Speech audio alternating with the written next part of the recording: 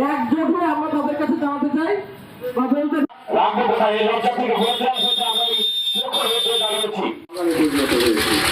সেই অবস্থা থেকে আমাদের নির্বাচন করতে হবে।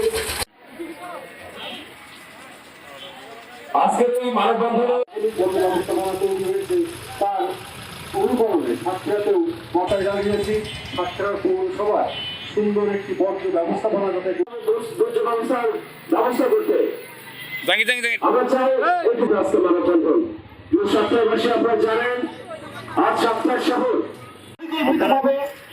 গঠন করা হয়, তাহলে এই যে যেখানে পারে আমাদের শহরকে বদলে দিতে আমাদের